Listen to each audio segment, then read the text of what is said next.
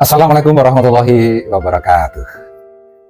Sebelum ini ada satu WA yang masuk kepada saya setelah sebelumnya seorang ibu melihat video saya sebelum ini yang bertemakan tentang jurus kedua setan di dalam memperdaya manusia, ngeprank manusia supaya tidak bahagia.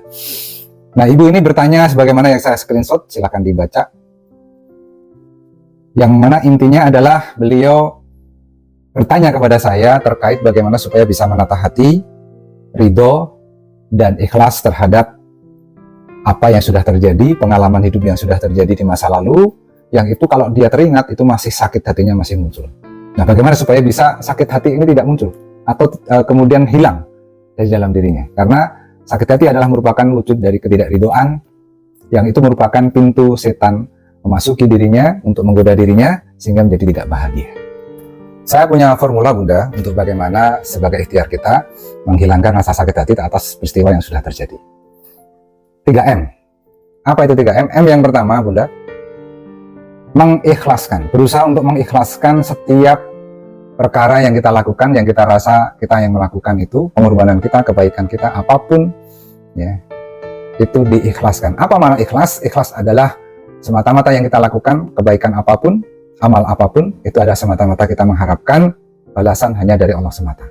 Maka kita koreksi kembali, Bunda, apa yang kita lakukan sebelum ini ya, kepada pasangan hidup kita, mulai dari kita menikah, kemudian seterusnya, misalnya itu dengan pasangan hidup, saya nggak tahu ini persoalannya seperti apa, tetapi sakit hati itu terjadi karena kita punya pengharapan mendapatkan sesuatu balasan baik dari orang lain, atau mendapatkan kebaikan dari orang lain, dan itu tidak kita dapatkan. Sementara kita sudah merasa berbuat baik, kita sudah merasa melakukan kebaikan, kita sudah merasa berkorban banyak, tetapi kita tidak kemudian mendapatkan impact atau hasil sebagaimana yang kita harapkan, sebagaimana yang kita inginkan. Itulah jadi sakit hati. Jadi sakit hati itu adalah jarak antara impian dan kenyataan. Dimana kita punya mimpi, kita punya harapan, kita punya gambaran, bayangan tentang apa yang seharusnya kita dapatkan, apa yang seharusnya diperlakukan orang lain pada kita misalnya, tetapi itu kenyataannya berbeda, bertolak belakang, bahkan ya bisa jadi malah yang kemudian terjadi adalah pengkhianatan, ya, dibikin sakit hati.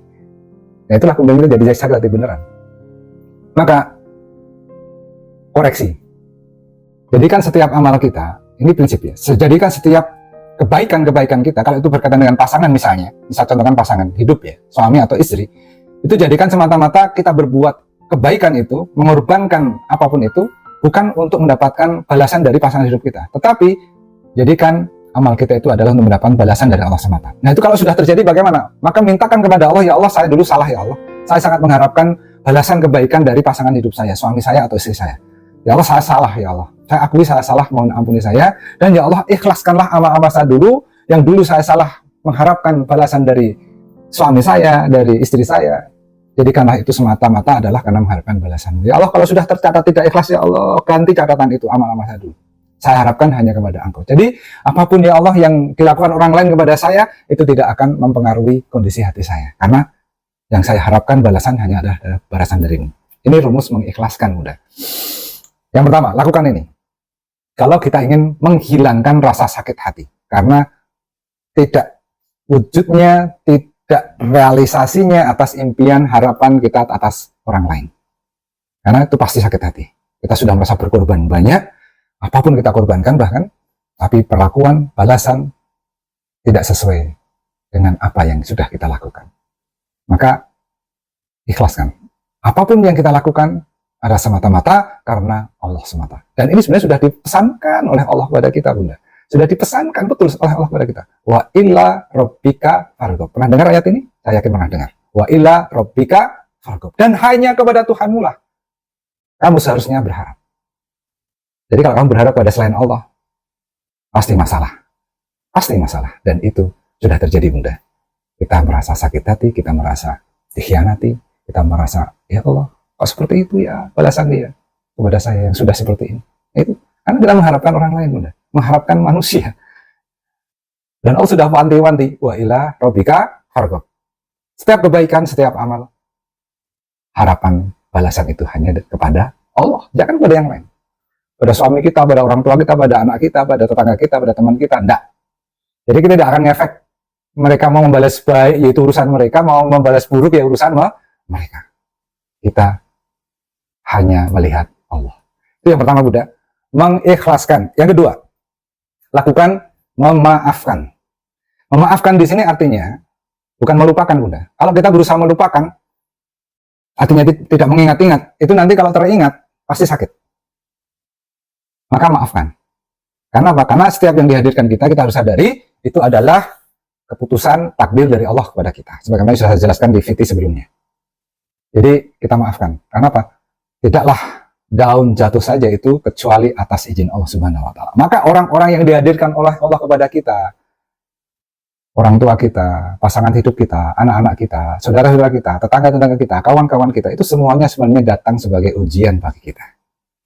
Jadi pandanglah itu sebagai ujian dari kita. Jangan lihat orangnya, lihatlah Allah Subhanahu wa taala. Maafkan mereka. Maafkan. Yang ketiga, yang terakhir, makasih. M yang ketiga, makasih. Jadi M yang pertama mengikhlaskan, M yang kedua memaafkan, M yang ketiga makasih. Maksudnya gimana? Berterima kasih. Ya Allah, matur nuwun atas kejadian-kejadian yang sudah saya rasakan, yang sebelumnya membuat saya kecewa, yang sebelumnya membuat saya sakit hati, yang sebelumnya membuat saya, ya Allah, tidak enak.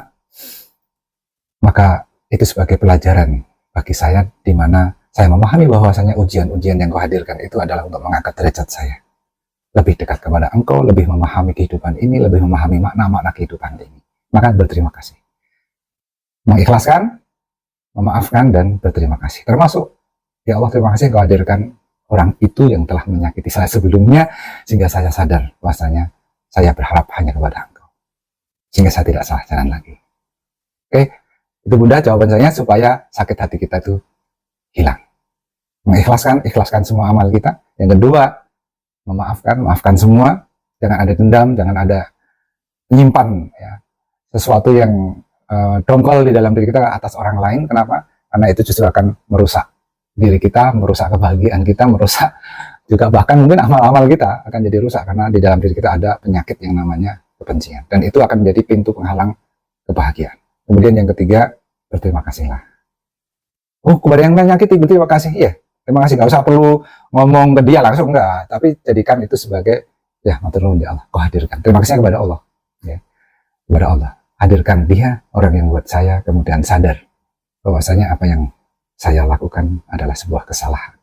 Ketika saya berbuat baik, saya berharap kepada manusia, itu sebuah kesalahan. Dan untuk memahami ayat wa ila rabbika farghab, saya harus melalui fase-fase itu. Terima kasih ya Allah. Gitu. Oke, semoga semuanya mendapatkan kebaikan dan keberkahan dalam hidup ini. Orang mukmin, orang yang beriman layak mendapatkan kebahagiaan.